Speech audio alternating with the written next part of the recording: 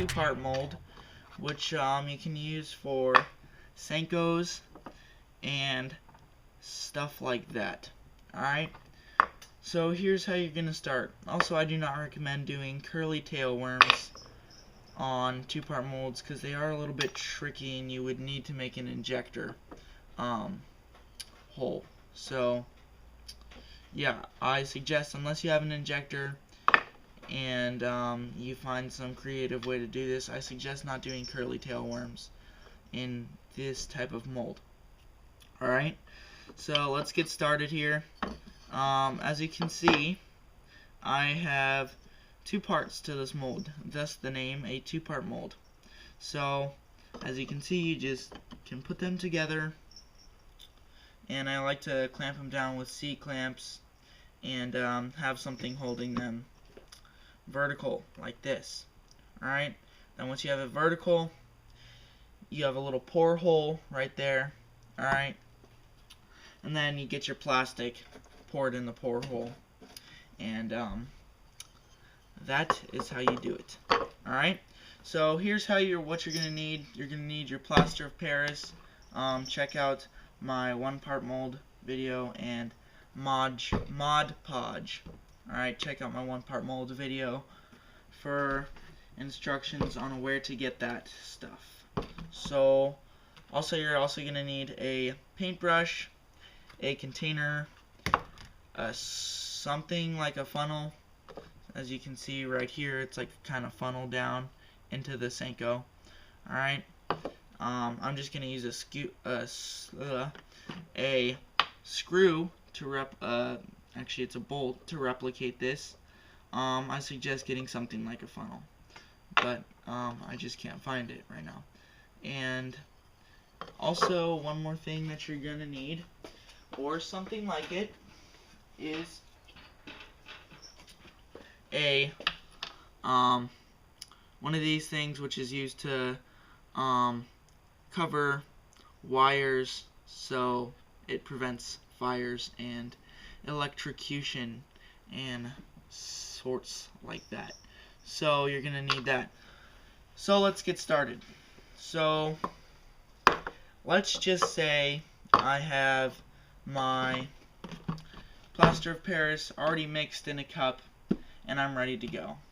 And then let's just say I pour it in the container, and then once I pour it in the container, just like the one-part mold, I'm gonna press down the Senko halfway down into there.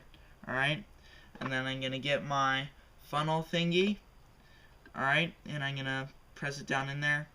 Alright, you can even use one of these also, and you're gonna want it to be touching the edge. Alright, the edge of the container, and you're gonna want it to be coated in a lot of Vaseline or vegetable oil. I prefer Vaseline because it's thicker and it just will come out of the mold easier. So you're gonna need to do that, then let it dry. Alright, then once it dries, I usually like to wait about an hour or 2 hours for it to fully dry. Then once it dries, I leave everything in there, and everything's gonna be coated in Vaseline. Just remember that. Also, one thing I forgot to mention, where this also comes into play, is you're going to want 2 of these, 3 if you're going to use it as the pour hole maker, and you're going to press them into there just like so, and you're going to have 1 on each corner, or 4 on, or 1 on, so 5, because 1 there, 1 there, 1 there, 1 there, and 1 there. Alright, so then let that dry. And these you are actually going to pull out. Alright, you're going to want to pull these out, and you'll see why. Alright, so once you pull those out, you cover the holes that they had made in Vaseline and or vegetable oil, and then you are going to pour on top of it. Alright, like so. I'm going to have to take out the screw. Like so. Alright? Then, once you have that, I like to cover mine in a good millimeter of Vaseline, just to let you guys know. That's a lot of Vaseline. And it will not damage the shape of your mold as to the lure or the bait that you are molding. So that's just the thing to memorize. And then once you pour on top like that, then you let it dry. Pull it out of the mold. It'll be stuck together. So you're going to want to kind of get like, I like a little tiny chisel or just something like maybe a flathead screwdriver, and then you just wedge it in between the little crack there on the top. I like to do it on the top, and then I just kind of tap it and it should pop open, and then you'll be able to pull it apart. Alright, and as you can see here on the top, from where we pulled out the electrical coverings, you have little knobs here, and those will guide it. Alright, so those knobs are important. Those will guide your bait into where it needs to go, and it also just helps accuracy in your mold, so you don't have a weird mold. So then what you're gonna do is you're gonna get your Mod Podge, and you are going to coat the bait part of the mold very evenly, like so. Alright, I'm just gonna a little dab, then you just kind of cover it nice and even.